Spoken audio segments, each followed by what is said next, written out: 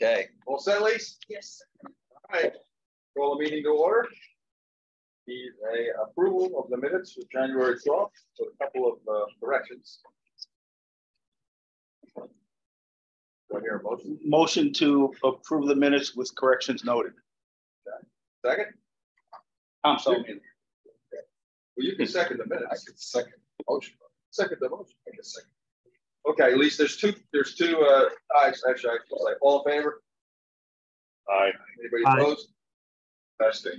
Couple of corrections. Since Rocco and Board weren't there, they couldn't have seconded, nor could they have made motions last week. So we got a passage. So I don't recall who made the motion. Oh, we have digital recordings and stuff.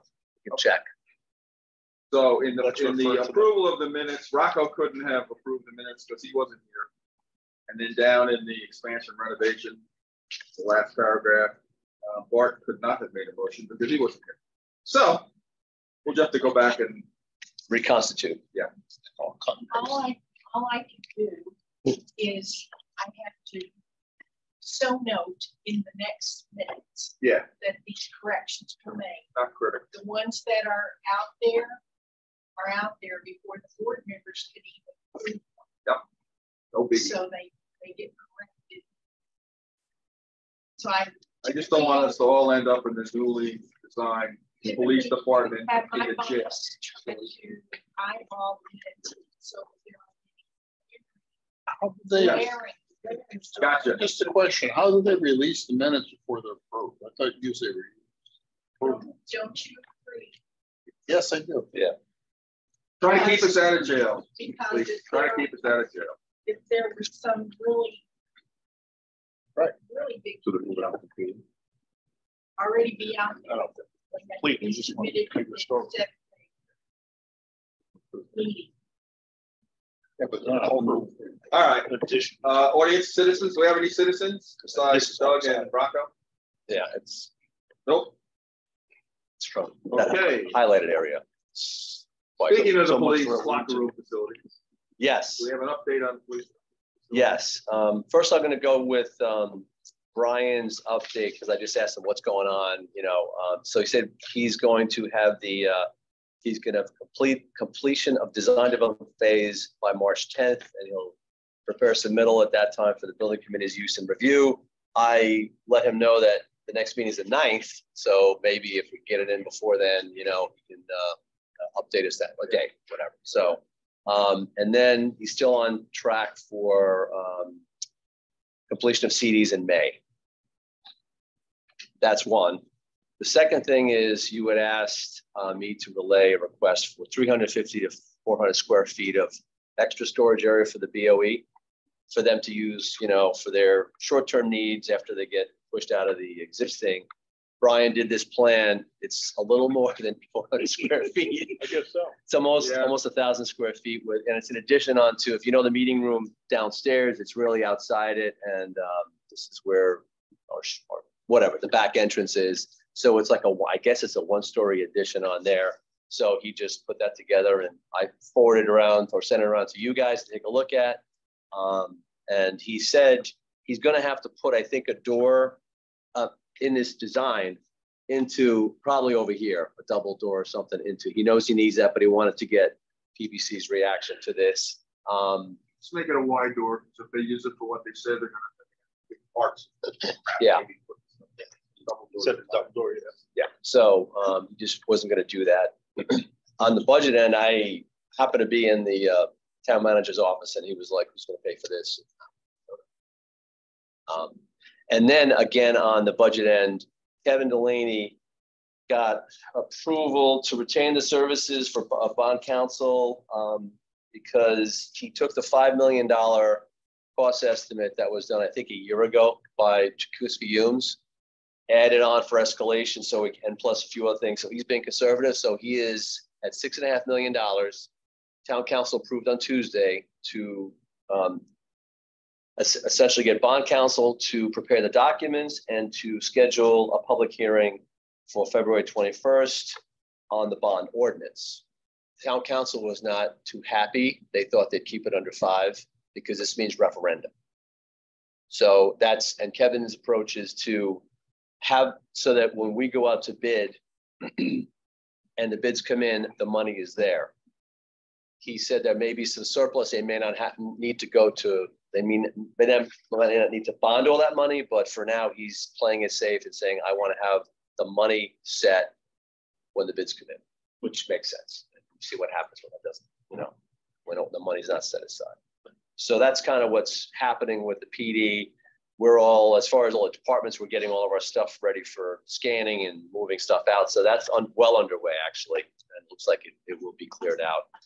And then I think Doug had, and I talked to Arosh, Doug, about the, let's see. It was a discussion about, let's see. And this was I didn't hear about this until today. Something to do with the lab space, the storage area, reorienting it so that the food pantry can continue using it or can use it in the future if things get flipped around. And Doug, I don't know if you could add some detail on that. Yes, good evening. I think the any phase part where the dive trailer is slated to go, the door that will get cut in, just looking to kind of rework our existing file room to repurpose that for food pantry, just so they don't have to move off site. They're going to move upstairs. The proposed plan is to move upstairs across from Public Works right now temporarily during construction, but then the thought was that could we move them back in pretty much where they were, maybe rework a couple walls or a door so that they can still incorporate that space and not have to move off site or incur any costs to the town to relocate that department or program. That was Arosh's thought that, can we look into that further before we get too far along, just to kind of see how that may look if we were to move a wall around. We can do anything, but you know what? We don't control the funds. So how much space do they need roughly, square footage? Do you know? They have about, I'll say that 300 to 400 square foot occupancy right now. Okay. Within the existing space. We just got to be careful. The design creep is going to kill us. Yep. This little addition there is 250 grand.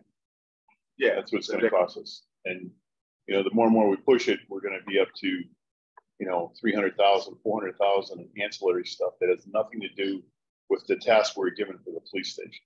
Right. So I just caution everyone right now, and even the money that's set aside for, let's say, the bonding purposes, if we go out to bid and those numbers come in where I think they're going to come in, this project may get shot dead before it starts. So I just want to be prepared for that. I mean, $6 million sounds like a lot.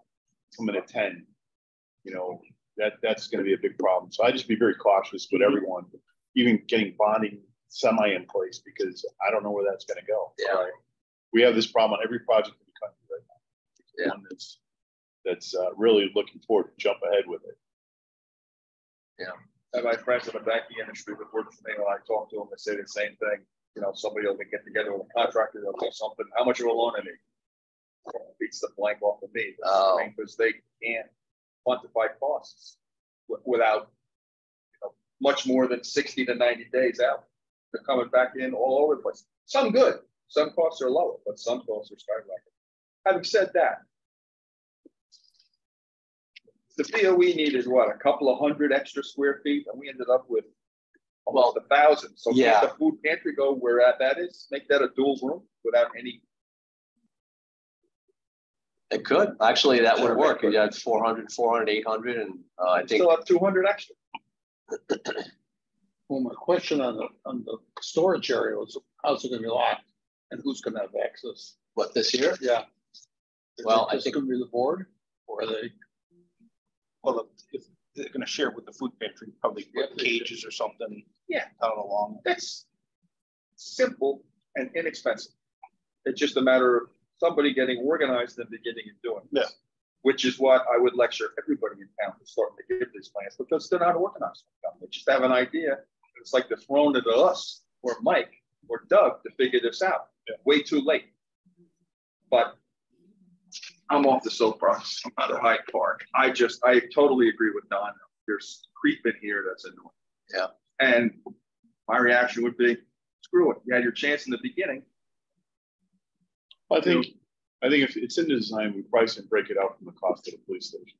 Right. And let everyone know that it's got to be a standalone cost. Yeah, that's right. Assign it to another department. Because we were earmarked only to promote the design for the police station only. Right. It wasn't for the food pantry. It wasn't for the Board of Ed. It wasn't for any of these other things. And I just, again, by the time the numbers come in, I know they're going to be skewed a little bit. I think you're 250. There might be more than that. I'm thinking about utilities, the overhead door, and then. I was thinking cold storage, but now food pantry. Now you got to put heat. Oh, I don't think it's good. Yeah. Well, actually, Doug, as far as the storage downstairs, that's conditioned space, right? Correct. Yes. Yeah. So it would probably be the same. So you're 350 now. Yeah. So now it's 350. And it might be more than that, because who knows whether you have a separate system or you're going to be able to tie into what they have for food, And the Board of Ed's got a high school. Okay, that's still so massive. You still do something there. So we'll just break the cost out. We'll let the design continue. And we're just So going to bid it. We're going to have to break the cost. So we're going to leave this as it stands and let Brian put it into the thing and use it. Call it as an alternate. Call it alternate one. Right. Alternate one. Divide the use between Board of Ed and food pantry.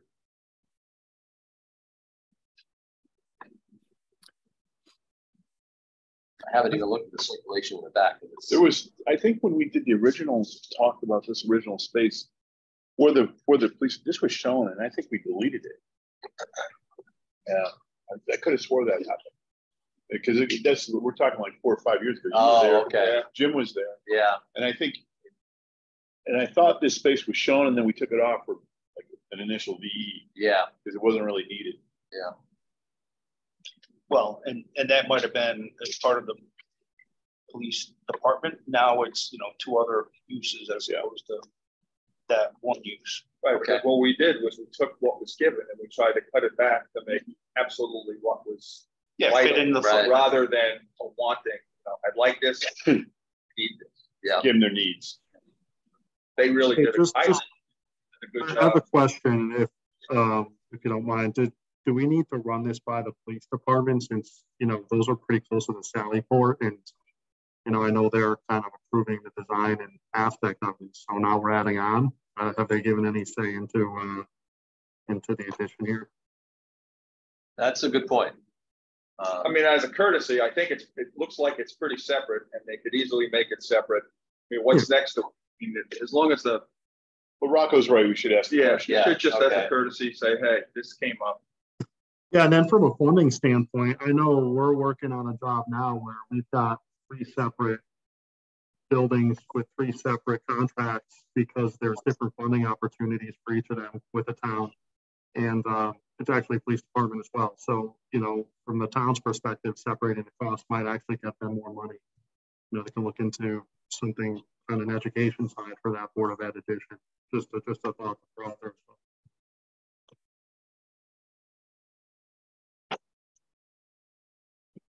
Okay. So I'll run it by the PD, and we'll then direct the Board of Ed pay for direct Brian to include it in the package. Yeah. We'll call it alternate one, but just make sure he understands that the heating and air conditioning needs to be standalone within that space. Okay. It can't feed off anything else. Right. Okay. So it's basically, you want it to be completely independent. So when it drops out, it doesn't have implications that go inside. Exactly. Right. Right. We don't oversize units that are in there for it, and it's not. Gotcha. So it's a box that can, if it disappears, boom, the PD can go ahead. Yep. But right now, I don't think it's any money. I mean, you're looking at escalation on just the PD scope, and this is really outside the statement of need. This is not in the statement of need. That was my point. Yeah. Now, what if Brian says, okay, but I'm going to need a change order or a task amendment to do that because it's more design work? Then we'll address it. Okay. Okay. I mean, often we go back to the council. Right. The council may say this, then we're not doing that. Yeah. And it's dead. They may say, yeah, let's do it. I don't know. Yeah. But I just don't want the cost associated with our original task was police station only, right. not anything else. Right. and I don't want it to come across as us deciding that, hey, this is a good thing to add. Right. No, this is absolutely being asked by different departments that this is what the Hey, Doug, I missed who inquired about in English. Who inquired about the food pantry? It came up in discussions with that department and the town manager about potential relocation spots because of the impact with the police department. We met with the chief as well, and I think Mike, we just had some kind of planning meetings about where people could go and where they would end up and what the impact would be. So these are just bullet points that came up in discussion for consideration, and just trying to think ahead a little bit about what the impact would be and the cost. So the food pantry is going to have to move anyway? Well, they're going to temporarily relocate during construction upstairs to a room across from Public Works, but then we're going back and forth on, can we put them back down where they were, which is outside of police department space and scope, or can but in their defense, by doing the police department, we were going to impact the food pantry, so that has to be part of the project anyway. If we're going to take space, they're not going to go back to the original space, are they? Or could they?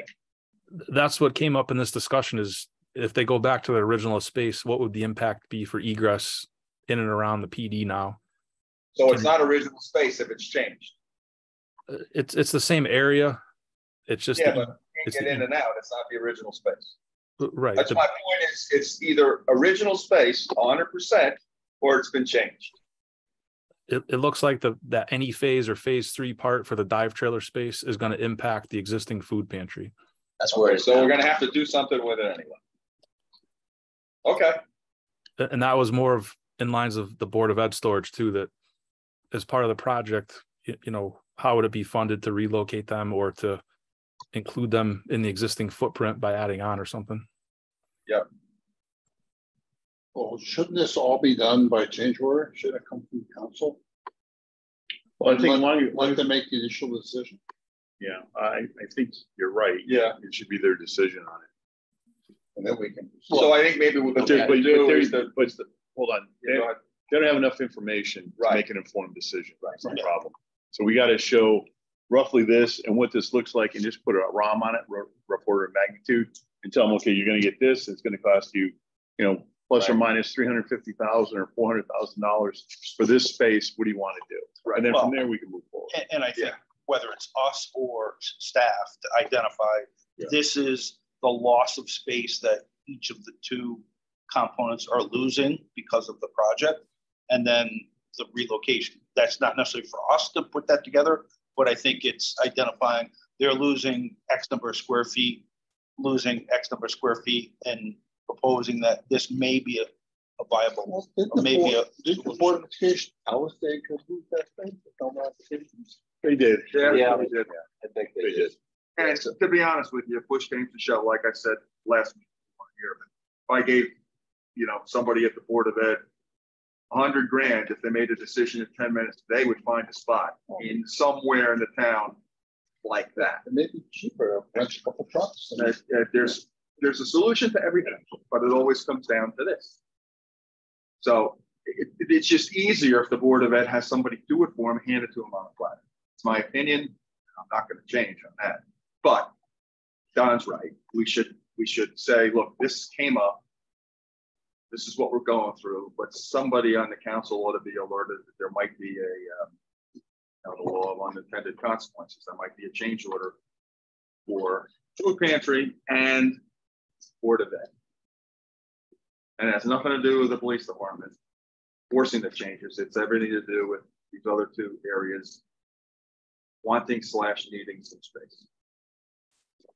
So, but yeah, we can't do this on our own. That's a good. Okay, so it sounds like an update to the town council before any direction is given to Brian. Yes.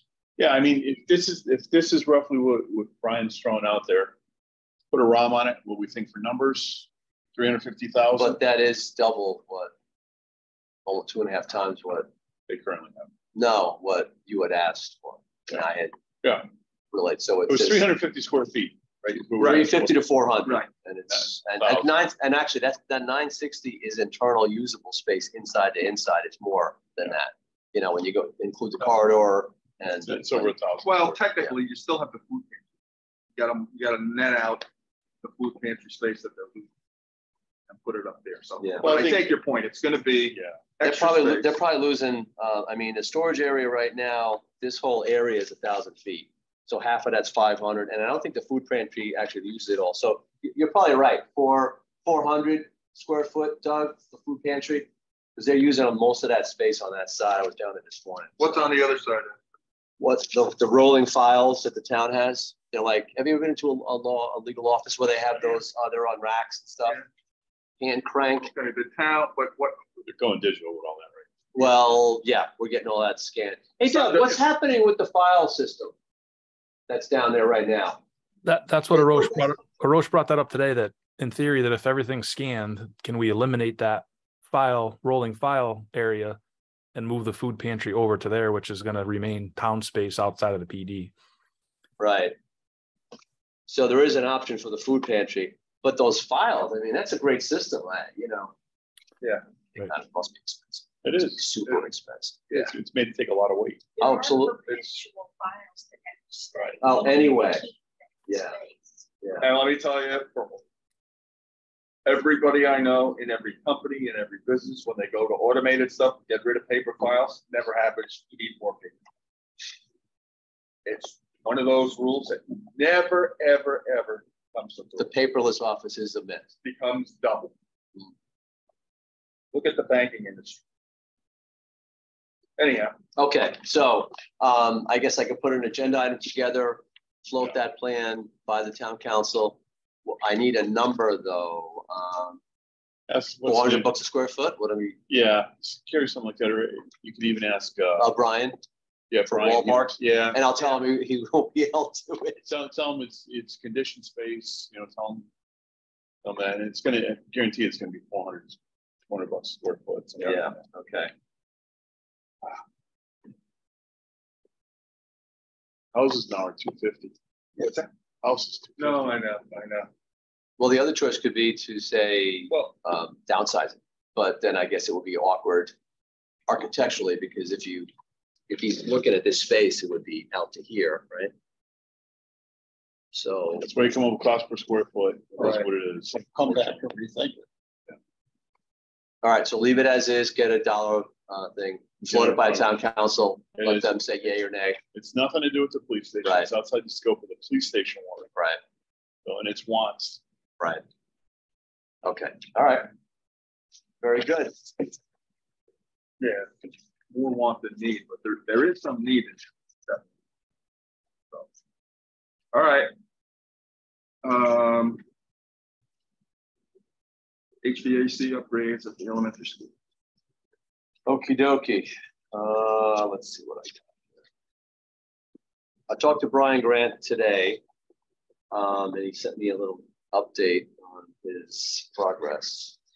What he's doing is setting up a Blue Beam review meeting for next week with CES, I think SES as well, and Fryer on the Willard School drawings. And I haven't ever used or I'm not familiar with the Blue Beam review, but he said it's like that everyone can comment and mark up drawings in real time, you know, from, you know, so maybe like remote locations. Yeah.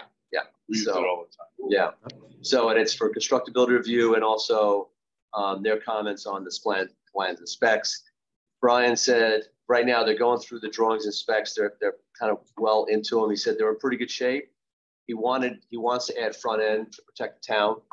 He wants to add their front end or part to what Fryer and CES have already done for the bid package for Willard. They're also going to take a look at the cost estimate that was done for the school project, and they're going to validate that. We have two.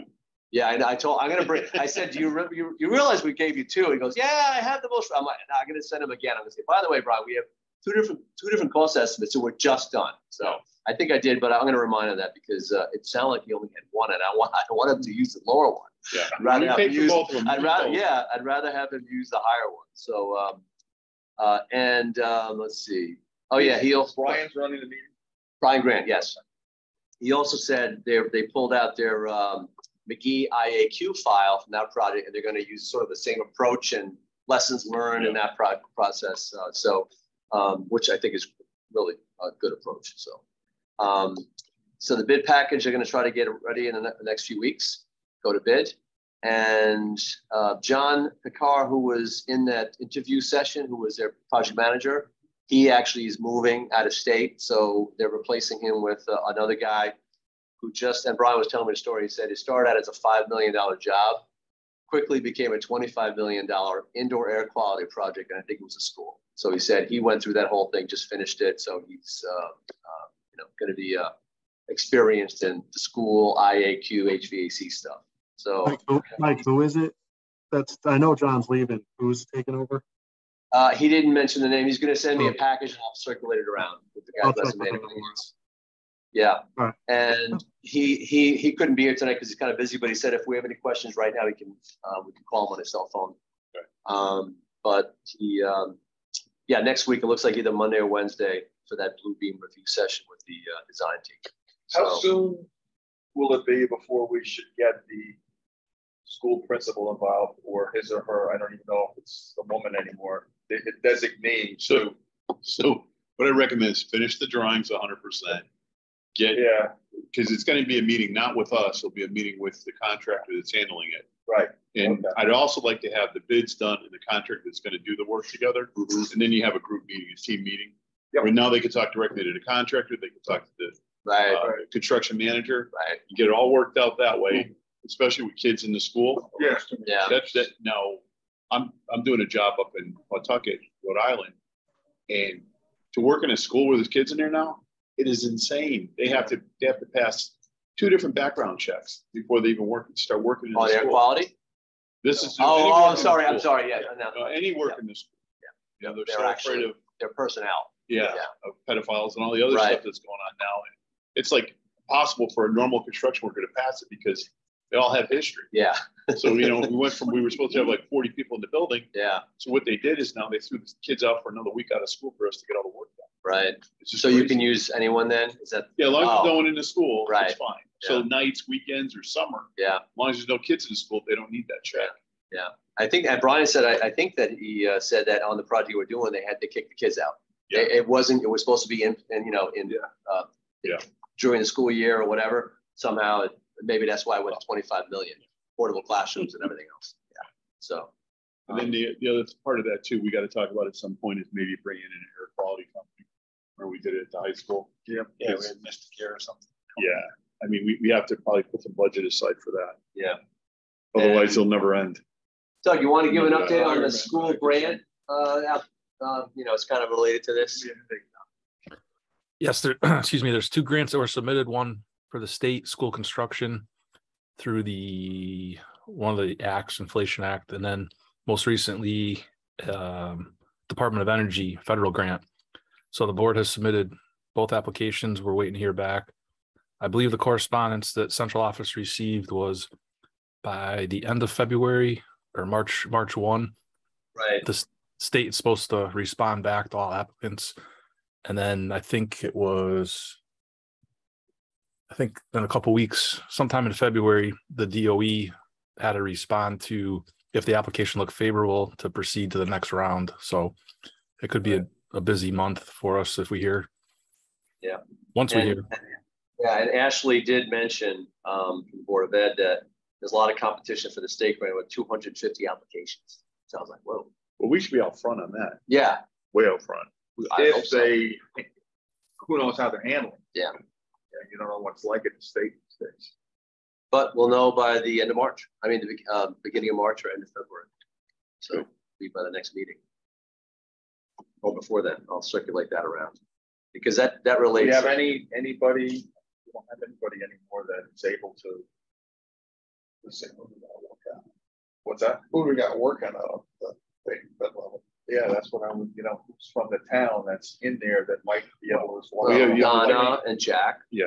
Well, Jack. Yeah, that's right. And then also, I always found Jim Mahoney was the grant master. Yeah. Well, what's happening, and Doug and I are going to be in a meeting.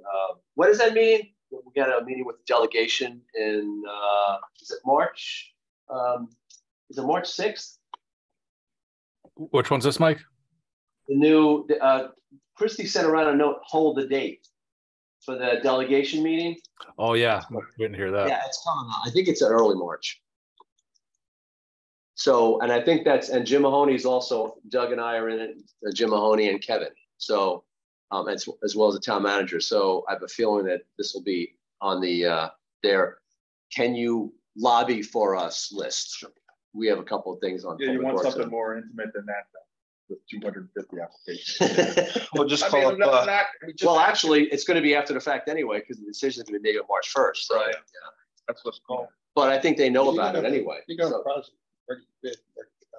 You would think they want to spend some money. Yeah. Show some progress right away. Right. Well, and if we want Joe's help, we just go to Gaffney Bennett and. Right. So that's where we ended up. That's my point. I just heard that. Really?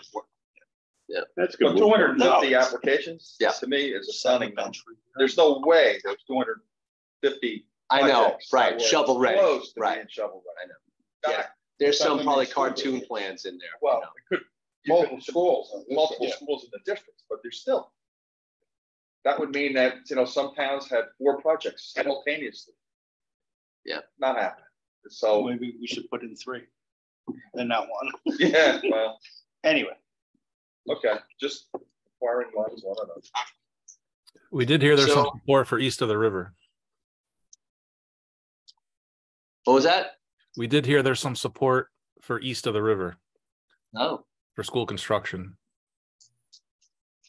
Well, we're almost east of the river. Remove the river? Which river? Yeah. The Mattabassa running all over town. So, so that's all I have really on the school. This meeting actually between the PD and this is almost like it's we're waiting for stuff to happen. So design is going on. The CM now is on board.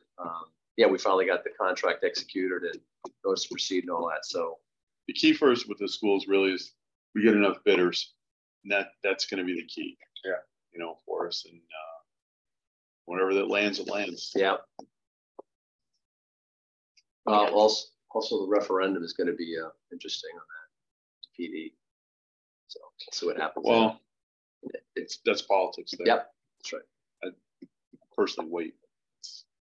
You got the invoice for SES. Yeah, I see that. Yeah, we're so. I have nothing more. Nothing more. All right, unless someone asks me a question that I can answer. Well, here's one. We have an invoice from SES for $3,500 for their review of the HVAC design drawings. $3,500. Did they provide any comments? Yes, they did on all 3 schools. And Doug actually reviewed them? Doug reminded me to send them to Newfield, which I did. So Brian Grant, and I confirmed with him. I said, you remember the commissioning agent comments? He goes, yeah, I went through them. They have pretty much similar comments on all 3 packages. You sent back to the engineers. Yes, and it was sent. It was actually, I think, when SCS sent them out, they copied Fryer and CES. Perfect. Yeah. And Doug, you reviewed them. Feel comfortable with the comments? Yeah, a lot of cleaning up boilerplate stuff that they wanted to specify and kind of fine tune it. But yes, as Mike said, CES and Fryer are in the loop on the correspondence, not with Newfield. Excellent. Yeah. I make a motion, we pay the bill. Second. All in favor? Aye. Aye. First, second.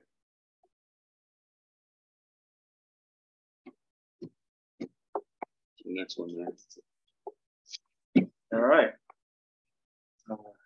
Any new business? I have a new business, old business thing right in the middle. Okay. It's really with regards to the high school and the final money for the high school that the state owes the town. Does anyone track that recently? I mean, it's sort of gone quiet. There's like $2 million hanging out there that the state owed us. I know it's part of the closeout package, and I don't know where that went. I haven't heard anything about it in probably a year. You familiar with that at all, Doug? Yeah, the clock, it's the ball's in the state's court right now. The 049F was submitted. Gilbane completed their obligation for the closeout, finance. So as far as the town's obligation, Board of Ed, program and construction manager, all the paperwork's been submitted to the state. So the clock's really ticking for them to recognize that we're ready for the audit And what we're, Don, I'm not sure if, I remember hearing some old language that there was an opportunity for a third-party auditor, that the owner could utilize a third-party auditor to fast-track this, but I'm not sure if that's been sunsetted, and if we're forced back to use the state again. But the ball is in the state's court. From the last correspondence we had, I believe the finance director reached out up to the state school construction office to kind of see what's going on, and I don't believe he's heard back. All right, so I'd just like to see something on here just so we don't forget about it. I mean, because if anything comes back, any questions come back on that, it's going to come right back to us. And I just want to make sure that we don't lose sight of that. Do you want us to add like a little reminder on the agenda? Yeah, it's just a note. Okay. Status of high school closeout with state of Connecticut, something like that. It's really a funding issue more than anything at this point. Well, I'm sure Kevin or somebody was tracking all $1.8 million or whatever, and you can't let that thing slip by. Kevin can always give us down to the cent. Yeah, you know. Well, you better believe he's all right. looking at it. So we'll add this as a tickler. Yeah. Well, the group should have spent money. I've heard they spent twice it, but that's rumors. That's all I had. We did take possession of all the remaining documents that Gilbane had in their office. So we went up to Glastonbury last year, picked everything up, and that's all in the vault of Public Works now. So everything's been turned back over to the town and submitted to the state, and we're ready to go for the audit once we receive notification. Well, according to the governor, the state is awash in cash, so hopefully they'll give some back. All right, any other 6A, 6B, old business? Oh, please.